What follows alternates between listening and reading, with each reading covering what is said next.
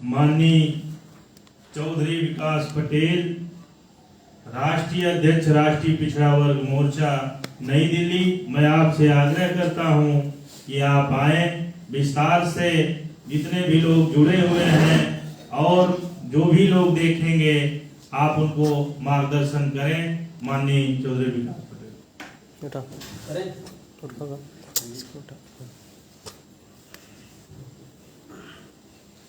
धन्यवाद संचालक जी। राष्ट्रीय परिवर्तन मोर्चा जो कि लगभग 40 दलों से ज्यादा दलों का एक गठबंधन है, राष्ट्रीय परिवर्तन मोर्चा के माध्यम से पूरे उत्तर प्रदेश में लगातार अभी मंडलीय महारैलियों का आयोजन चल रहा है और फिजिकल तरीके से हम लोगों ने 18 मंडलीय महारैलियों को हम लोगों ने बहुत बड़े पैमाने पर सफल करने का काम किया। अभी कौशाम्बी में जिला स्तरीय महारैली का आयोजन भी फिजिकल तरीके से ही किया गया था, लेकिन जो 18 मंडलों की मंडलीय रैलियां बहुत बड़े पैमाने पर सफल हुई, उसकी वजह से जो दबाव सरकार के ऊपर पड़ा हुआ है, उस दबाव की वजह से सरकार प्रशासन का उपयोग करके हम लोगों को रैलियां करने से रोकना चाहती है। इसलिए माननीय वामन मेश्राम साहब ने यह फैसला किया कि अभी हम लोग किसी भी स्थिति में रुकने वाले नहीं हैं और हम बड़े पैमाने पर वर्चुअल तरीके से जिला स्तरीय रैलियों को करने का काम करेंगे। और उसी कड़ी में जो कौशाम्बी जनपद की ये जिला स्तरीय महारैली चल रही है। साथियों, देश की आजादी को लगभग 75 साल हो रहे और 75 साल की आजादी में देश के जो हालात हैं वो हालात बहुत अच्छे नहीं। जब इस देश में अंग्रेज थे तो हमारे लोगों को ये बात बताई गई थी, हमारे लोगों को ये बात समझाई गई कि अंग्रेजों की वजह से तुम्हारी समस्याएं हैं, अगर अंग्रेजों को इस मुल्क से खदेड़ दो तो तुम्हारी समस्याओं का समाधान हो जाएगा। और जब हमारे लोगों को ये बात बताई गई, ये बात समझाई गई, तो हमारे लोग बहुत बड़ी तादाद में उस लड़ाई में शामिल हो गए और इस देश से अंग्रेजों को खदेड़ने का काम किया।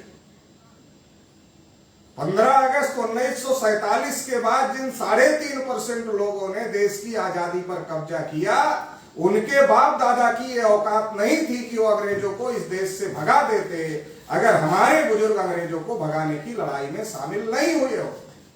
ये अलग बात है कि इतिहास उन्होंने लिखा तो इतिहास में हमारे बुजुर्गों का नाम भी लिखना उन्होंने उचित नहीं समझा और हमारे बुजुर्गों का नाम भी दबाया गया।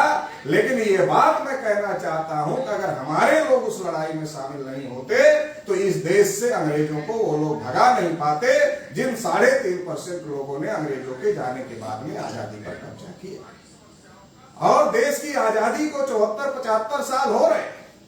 74-75 साल में हमारी समस्याओं का समाधान होना चाहिए, लेकिन शेड्यूल कास्ट की समस्या का समाधान नहीं हुआ, शेड्यूल ट्राइब की समस्या का समाधान नहीं हुआ, पिछड़े वर्ग के लोगों की समस्याओं का समाधान नहीं हुआ, माइनॉरिटीज के लोगों की समस्याएं और बहुत ज्यादा बढ़ गई। जबकि हमारे लोगों ने अंग्रेजों को इस उम्मीद के साथ भगाने का, इस आशा के साथ भगाने का काम किया कि अगर अंग्रेज चले जाएंगे तो मुल्क में हमारे लोग आजाद हो जाएंगे और हमारी समस्याओं का समाधान हो जाएगा। अगर हम शेड्यूल कास्ट की बात करें तो आजादी के 74-75 साल हो रहे। 74-75 साल की आजादी में कहीं मूंछ रखने की वजह से शेड्यूल कास्ट के लोगों को पीट दिया जाता है, कहीं घोड़ी पर चढ़ने की वजह से पीट दिया जाता है। और हालत तो इतने ज्यादा बिगड़ गए हैं कि इस देश में शेड्यूल कास्ट के आदमी को राष्ट्रपति भी बना दिया जाता है, मगर राष्ट्रपति को भी मंदिर में प्रवेश नहीं दिया जाता और राष्ट्रपति को भी मंदिर की सीढ़ियों पर बैठकर पूजा करना पड़ता है। इतने ज्यादा हालात खराब। और केवल शेड्यूल कास्ट के साथ ऐसा नहीं हो रहा है, पिछड़े वर्ग के लोगों के साथ में भी ऐसा हो रहा है। जब अखिलेश यादव उत्तर प्रदेश के मुख्यमंत्री थे और उनकी सरकार गई तो योगी आदित्यनाथ को जब मुख्यमंत्री बनना हुआ तो उस आवास को गंगा जल और गोमूत्र से पवित्र करने का काम किया गया, क्योंकि वहां एक बैकवर्ड क्लास का आदमी बैठता था। और केवल इतना ही नहीं किया, बल्कि हवन करके हवा को भी शुद्ध करने का काम किया गया।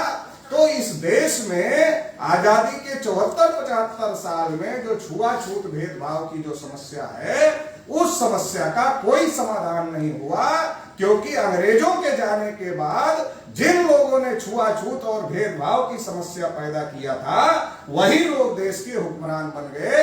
और इसलिए आजादी के 74-75 साल में उन्होंने हमारे महापुरुषों का सहयोग लेकर के, हमारे बुजुर्गों का सहयोग लेकर के अंग्रेजों को भगाने का काम किया, लेकिन हमारी किसी समस्या का समाधान नहीं किया।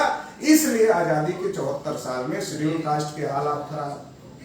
बाबा साहब डॉक्टर अंबेडकर ने भारतीय संविधान लिखा और संविधान में लिखा कि जिस इलाके में आदिवासी रहते हैं, वहां के जल पर, वहां के जंगल पर, वहां के जमीन पर आदिवासियों का ही अधिकार है। ये बात बाबा साहब अंबेडकर ने संविधान में लिखा।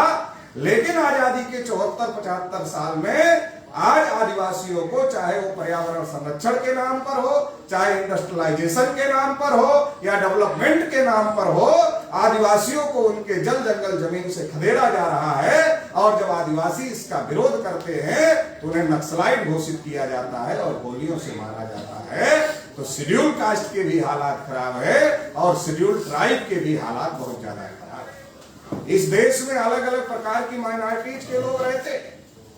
देश का इतिहास है, सिखों का बहुत बड़े पैमाने पर देश में कत्लेआम हुआ। और अभी जब सिख लोग किसानों के समर्थन में 3 कृषि काले कानूनों के विरोध में धरने पर बैठे हुए थे, तो भी किसानों को और सिखों को खालिस्तानी इस देश के अंदर कहा गया। सिखों के ऊपर भी अन्याय और अत्याचार हो रहे, क्रिश्चियनों की संस्थाओं पर हमले हो रहे हैं, उनकी चर्चेज पर हमले हो रहे हैं। और इस देश में जो बुद्धिस्ट लोग हैं, बुद्धिस्टों के जो ऐतिहासिक प्लेस हैं, उन ऐतिहासिक प्लेस पर मनवादियों का कब्जा करवाया जा रहा है। और जो देश की बहुत बड़ी माइनॉरिटी है, जिसे मुस्लिम माइनॉरिटी कहा जाता है, आजादी के 74 साल में मुसलमानों के हालात इतने ज्यादा खराब हो गए, इतने ज्यादा खराब हो गए कि इस देश के अंदर मुसलमानों को कभी उनके मुद्दे उठाने का अवसर ही नहीं दिया गया, बल्कि उनको इतना दबा कर रखने की कोशिश की गई कि मुसलमान तो विदेशी, मुसलमान तो पाकिस्तानी है, मुसलमान तो आतंकवादी है। इतना ज्यादा दबा करके रखने की कोशिश की गई ताकि मुसलमान अपने कोई इशू उठा ही न सके। आजादी के 74-75 साल में मुसलमानों के हालात इतने बिगाड़ दिए गए कि मुसलमानों का परसेंटेज देश में कम और जेल में ज्यादा हो गया है। और हालत तो इतने भी ज्यादा बिगड़ गए हैं कि आजकल मुसलमान के घर में कौन सी बिरयानी पक रही है, ये मुसलमान नहीं जानते, बल्कि मुसलमान के घर में कौन सी बिरयानी पक रही है, ये तय करने का काम आरएसएस, बजरंग दल और विश्व हिंदू परिषद के गुंडे करते हैं। मॉब लिंचिंग का शिकार मुसलमानों को बनाया जाता है। तो देश में schedule caste, schedule tribe, minorities के हालत तो खराब ही खराब है, लेकिन जो देश की एक बहुत बड़ी आबादी है, जिसे पिछड़ा वर्ग कहा जाता है, ओबीसी कहा जाता है, इसके भी हालात कोई अच्छे नहीं। आजादी के 74 साल में देश में जानवरों की गिनती हुई, कुत्तों की भी गिनती हुई, हिजड़ों की भी गिनती हुई, मगर जो 52% आबादी वाले पिछड़े वर्ग के लोग हैं, उन पिछड़े वर्ग के लोगों की गिनती आजादी के 74 साल में नहीं हुई। जब गिनती ही नहीं हुई तो हिस्सा कहां से मिले? हिस्सा मिलने के लिए तो गिनती जरूरी है। जब गिनती नहीं हुई तो आजादी के 74 साल में पिछड़े वर्ग के लोगों को भी उनका हक अधिकार नहीं मिला। तो देश के अंदर एससी, एसटी, ओबीसी, माइनॉरिटी, जिनकी आबादी देश में 85 से 90% है, उन सभी लोगों के हालात आजादी के 74 साल में बहुत ज्यादा खराब करके रख दिए गए। अगर हम किसानों की बात करें तो किसानों के खिलाफ में 3 कृषि कानून लाए गए। आजादी के 74 साल में लाखों की संख्या में किसान आत्महत्या कर चुके हैं।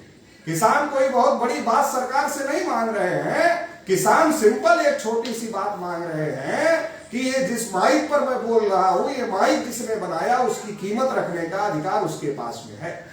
ये कैमरा जो मेरे सामने चल रहा है, इसको जिसने बनाया उसकी कीमत निर्धारित करने का अधिकार उसके पास में है।